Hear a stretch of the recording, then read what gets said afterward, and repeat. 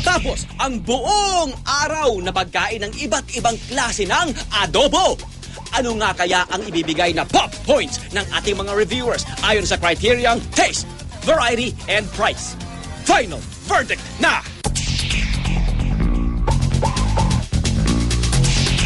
Unahin na natin ang Adobo Connection. Taste, okay naman ang taste. Dahil sabi nga nila, no, yung the place is pangmasa. So, considering the price range, okay na rin. Wow, yung adobo pa ang kakaiba doon eh, no? Meron silang vegetarian adobo, which is the tofu, no? In terms of taste, pop. Variety, syempre.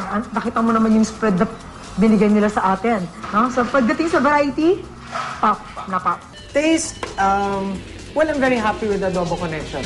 Sa dami ng kinain natin doon, hindi ako naumay. Lahat ng putay binigay nila, may kanya-kanyang karakter.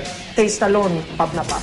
Nung nilatag sa atin talagang parang isang malaking pista ng adobo. So, variety, pop na pop. Obviously, 49 pesos, kanin all you can't complain with that, di ba? Presyong karinderya nga sa 49 pesos. So, price, pop na pop talaga. How about you, Carl? Siguro naman, pop yung presyo. Unahin. Pop na yun, sure, pop. Kasi affordable yun. Yung adobo rice niya, 49 pesos lang, pero malasa na mabubusog ka pa. Tsaka wala ka na masasabi doon. Sabay sa taste, pop. It's good.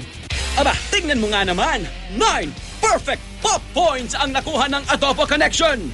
Let's move on to Casa Marcos sa Taguig. Taste, pop. Doon ko nakita yung authentic taste ng adobo. May, di ba, saucy. Nandoon yung taste ng the sourness of vinegar, the spiciness of pepper and bay leaf. Lasa-lasa mo, tsaka yung garlic. Sa lasa at lasa lang adobo, pop na pop. Variety. Variety, o syempre naman. Kita mo naman ang variety niyan. Pop na pop.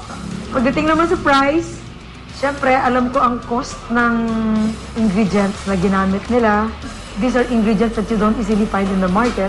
Okay din yung price. Pop na pop. In terms of taste, para sa akin, for me, it's very nostalgic nga. Masarap talaga siya. Pop na pop talaga. Variety. Variety, magandang experience ang una kong pagkain ng palaka at saka ng wild boar at saka yung quail. I really enjoyed every yung bawat putahe ng pagkain.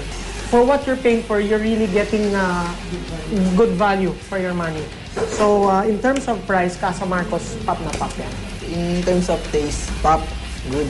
Bakit? Kasi yung sa palaka, yung frog leg, first time ko lang makakain yun eh. Pero ang sarap pala niya. Pati yung baboy ramo, kala ko yung karne niya matigas pag kinain ko. Pero yung pagka-slice ko ng knife, sabay kinain ko, juicy siya, masarap. Kaya pop. Okay. Sa presyo? It's flop. So, kasi for me, as a student, hindi kaya ng budget. Tsaka masyadong mahal yung presyo para sa aming mga student. 8 pop points ang nakuha ng Casa Marcos. Ilan kaya ang ibibigay nila sa adobo to? For the last time, Chef Jessie? Kakaiba din ang story ng adobo to, no? Para bang nakaka-inspire. No? It's a family business at talagang gasa-garahe lang. Talagang sobrang masa ito. For 85 pesos na merong malaking dalawang rice, tapos palaging may hard-boiled egg. Kakaiba doon yung kanilang inimbento na adobo with grated cheese. Na talagang sabi nila sila yung original noon, no? Kakaiba nga. Adobo to, taste, well, nag-enjoy ako, lalo na yung sisig. Gusto ko yung sisig nila. Yung crunchiness ng sisig. Tinikman ko yung cheesy pork adobo nila. Adobo to, pop na pop yung taste. In terms of variety, not much to choose from, but what they have, people really go for. So, it's very good. Ako personally, makakain ko lahat yun. So, pop na pop. No question, ang presyo talagang mababa talaga ang presyo. Okay na okay. Kahit makain ka pa man libre, no? Kahit ako ba. So, sa taste, pop. Kasi yung nagustuhan ko sa kanila, yung adobo nila na may bagoong. First time ko lang din makakain ng pero ang sarap pala niya. Basta may itlog, okay na ako. Kaya pop. So sa variety, it's pop. So sa price, sabi mo, it's pop. Wala na ako sabi sa price. Kahit ako pa man libre. So, suma total, ang pop points na nakuha ng Adobo to ay 9 pop points. Overall pop points ng ating mga review. Casa Marcos got 8 pop points.